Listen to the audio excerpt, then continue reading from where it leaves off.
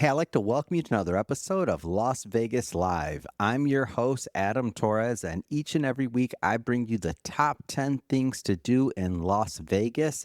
If you're coming in from out of town or if you are a local, I have your inside scoop as to what's going on, and I would like to thank our sponsor, VegasNearMe.com. Before you book anything, go to VegasNearMe.com. It was built to be the easiest place to explore everything happening in Las Vegas in one place. You can browse concerts. I'm always talking about concerts on the show, comedy shows, sporting events, immersive attractions, conventions, more. The VegasNearMe.com is the most extensive place to find what's going on in Las Vegas. All right, let's jump right into the top 10 things to do in Las Vegas this week. Rounding it out at number 10, Wizard of Oz at Sphere. The Wizard of Oz presentation is running all week with 4 showtimes daily, and it's genuinely one of the most technologically remarkable things you can do in Las Vegas right now. Sphere, if you haven't seen it, if you haven't been there, the interior screen is 160,000 square feet of LED. It wraps completely around the audience. We've all seen the videos on TikTok and Instagram. If you haven't been there going to see the Wizard of Oz at Sphere, that's a great one to go to. You can go to VegasNearMe.com to check out the showtimes, compare tickets. There's daily showtimes all week long. There's 11 a.m., a 2 p.m., a 5 p.m., a 8 p.m. Great experience if you haven't seen it yet. Number 9 thing to do. There's a lot of major conventions happening in Las Vegas this week, going on from Las Vegas is hosting actually 3 major conventions this week. If you're in the industry or just happen to be in town, there's the IWCE, the International Wireless Communications Expo. That's going to be at the Las Vegas Convention Center all week with around 4,000 attendees. There's the Amusement Expo International. That's also at the Las Vegas Convention Center with around 5,000 plus attendees. That's the largest gathering in the country for amusement and attractions industry. That includes arcade operators, family entertainment center owners, game manufacturers, a whole lot more. If you're in that world, this is your show. And this week, there's also Visual Studio Live is at Planet Hollywood with roughly 1,000 attendees. There's to be developers, enterprise architects from around the country. For entertainment, all these attendees are looking for exactly where to go, and VegasNearMe.com, fastest way to find out what to do. Number 8, March Madness viewing events. Come on, we're already in March Madness. So tournament weekend in Las Vegas is genuinely a special thing. The city transforms into one of the biggest college basketball watch parties in the country. And 2 of the biggest properties on the Strip are hosting major viewing events this weekend. That's March Mania at Fontainebleau. It takes place at Blue Live Theater, one of the newest and most impressive venues on the Strip with giant screens, full bar, and food service, and the kind of hospitality that Fontainebleau is known for. This is a premium experience for watching the tournament in Las Vegas. And next is going to be March to the Championship at Resort World. It's a more accessible option at the Resort World Theater, combining the tournament broadcast with the full Las Vegas production experience. It's one of the better value options for the weekend as well. This event runs through Sunday, and so there's multiple days to catch multiple games. And the best part of watching March Madness in Las Vegas, when your game ends, you can walk out the door and the Strip is right there. So dinner, drinks, shows, it does not end with the games. All right, number 7, Vegas Golden Knights home games. Let's go. The Vegas Golden Knights have 2 home games this week, Tuesday against Buffalo and Thursday against Utah Mammoth.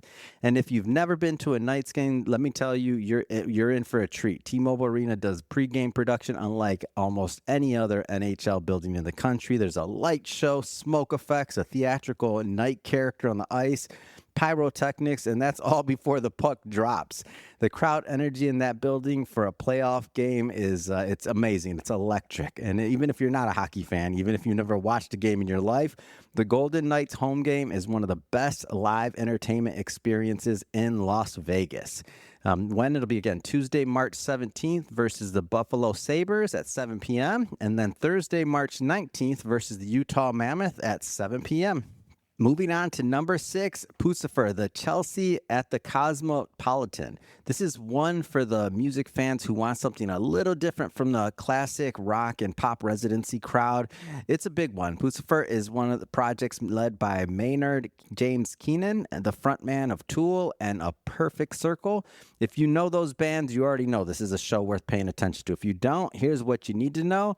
Maynard is one of the most creative and unconventional artists in rock, and Puscifer is where he takes that even further. The shows are theatrical, part concert, part performance art. There's original visual storytelling woven through the music, characters, costumes, and a kind of cinematic atmosphere you don't see at most rock shows.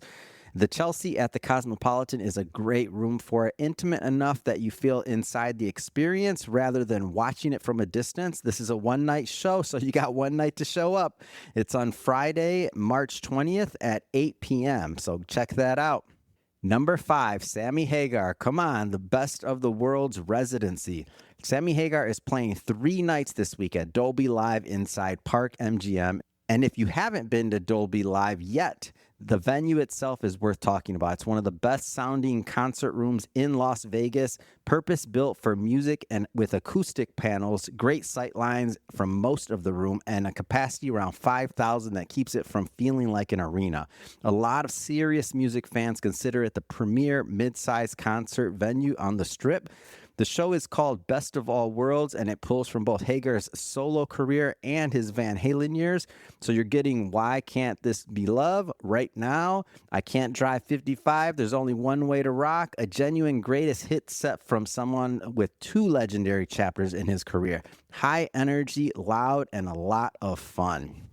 Number 4, John Fogerty, PH Live at Planet Hollywood. John Fogerty is one of those artists where you don't fully realize how many songs you know until the show starts, and you find yourself singing every single one of them. As the creative force behind Creedence Clearwater Revival, he wrote some of the most indelible songs in American rock history. Fortunate Son, Bad Moon Rising, Proud Mary, Have You Ever Seen the Rain, Green River. His catalog is a greatest hits record that seems to have no end. He's playing PH Live at Planet Hollywood 4 nights this week, Wednesday through Saturday, which gives you a lot of options. PH Live is a mid-sized room, which means you're close to the stage and the energy is intimate compared to an arena show. If you're looking for a classic rock concert experience that feels personal, this is it. Number 3, Jennifer Lopez Up All Night Residency. Jennifer Lopez has a Las Vegas residency right now at one of the most iconic venues on the Strip, the Coliseum at Caesars Palace. This theater was originally built for Celine Dion's historic run, and it's hosted some of the biggest names in music ever since.